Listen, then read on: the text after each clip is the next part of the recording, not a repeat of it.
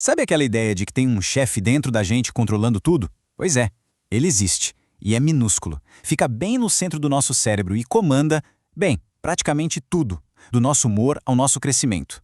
Hoje, a gente vai entender direitinho como esse sistema de controle poderoso rege o espetáculo que é o nosso corpo. Então, a grande questão é, quem é que está no comando de verdade? O que coordena coisas tão diferentes como o estresse, crescimento e até a reprodução? A resposta, olha, não está nos músculos, nem no coração. Ela está escondida numa área minúscula, mas muito, muito poderosa do cérebro.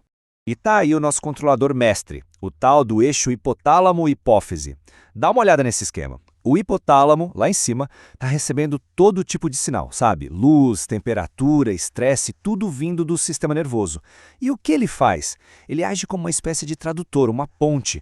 Ele pega esses impulsos nervosos e converte para a língua que o corpo inteiro entende, a língua dos hormônios. Para ficar mais fácil, vamos imaginar o hipotálamo como se fosse a torre de controle de um aeroporto, sabe? É ele que fica de olho em tudo. Ele monitora as informações que chegam, tanto de fora do corpo quanto de dentro, e aí decide o que precisa ser feito para manter tudo funcionando em perfeito equilíbrio. Mas como é que ele faz isso? O hipotálamo não é do tipo que vai lá e faz o trabalho sujo. Não, não. Ele é o chefe. Ele envia uns recadinhos, uns memorandos em forma de hormônios para o seu gerente principal, que é a glândula hipófise. Aí sim, a hipófise repassa as ordens para o resto do corpo. É uma cadeia de comando, olha, impecável. Então, o esquema é sempre esse. Pensa bem, tudo começa com um estímulo. Esse estímulo faz o hipotálamo mandar um primeiro hormônio para a hipófise. A hipófise, por sua vez, libera um segundo hormônio no sangue. E esse segundo hormônio viaja até chegar no seu destino final, numa glândula-alvo, tipo a adrenal, por exemplo. E é essa glândula que executa a ordem final. É uma cascata. Agora, um detalhe importante. A hipófise não é uma coisa só. Ela tem duas partes com trabalhos bem diferentes. Pensa assim, a parte da frente, a adenohipófise, é a fábrica. Ela produz vários hormônios quando recebe a ordem. Já a parte de trás, a neurohipófise, é mais como um armazém. Ela não fabrica nada, só guarda e libera os hormônios que já vêm prontinhos lá do hipotálamo. Ok, para a gente ver como isso funciona na vida real, vamos pegar um exemplo clássico. O controle da reprodução. A peça-chave de tudo isso é um hormônio que o hipotálamo libera, chamado GNRH.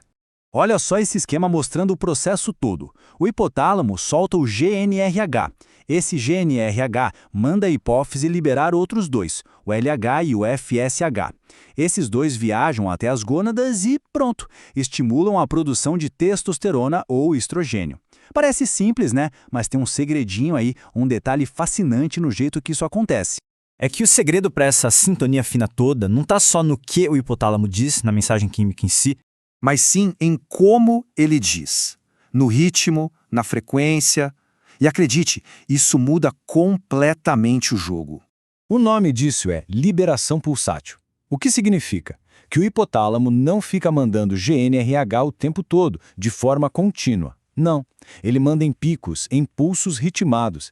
E é esse pulso, pulso, pulso que mantém a hipófise ligada e trabalhando. O mais doido é que se o sinal fosse constante, sem parar, a hipófise ia simplesmente se desligar. É um paradoxo, né? Nesse sistema, o ritmo é a própria mensagem. Beleza, agora vamos mudar de assunto completamente. Vamos ver como esse mesmo sistema se vira para lidar com uma coisa totalmente diferente, o estresse. E aqui, o hormônio que entra em cena, liberado pelo hipotálamo, é outro, o CRH. Dá uma olhada nos gatilhos para essa resposta. A gente está falando de dor, medo, até uma queda de açúcar no sangue. Qualquer uma dessas coisas faz o hipotálamo soar o alarme liberando o CRH. E o alvo final dessa cadeia de comando toda são as glândulas adrenais que preparam o corpo para ação. E olha, é uma cascata que acontece numa velocidade impressionante. O cérebro percebe a ameaça. Pá! O hipotálamo libera CRH. Em seguida, a hipófise responde com a CTH. E aí as adrenais liberam o famoso cortisol. Tudo isso em questão de segundos. E de repente o corpo está pronto para lutar ou para fugir. É a prova de como esse sistema é incrivelmente eficiente. Mas tá, entender tudo isso não é só curiosidade acadêmica, né? O mais legal é que esse conhecimento permite que a gente intervenha, que a gente consiga, de certa forma, hackear a nossa própria biologia para fins práticos, especialmente na medicina e na veterinária. Então a pergunta que fica é, o que a gente pode fazer com esse conhecimento todo?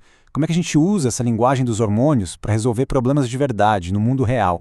Olha só essa aplicação prática. Na veterinária, por exemplo, os especialistas usam hormônios sintéticos, que são como cópias dos naturais, para conversar com o sistema reprodutivo dos animais. Com isso, eles conseguem tratar cistos nos ovários de uma vaca ou sincronizar a ovulação de um rebanho inteiro de porcas, tudo para otimizar produção. É um controle biológico com uma precisão assim impressionante. E não para por aí. Na reprodução.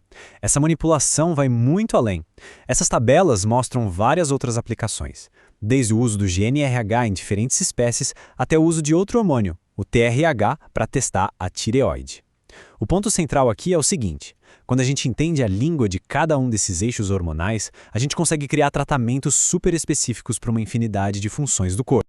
No fim das contas, o que a gente viu aqui é que os hormônios são, basicamente, a linguagem que o cérebro usa para conversar com o corpo.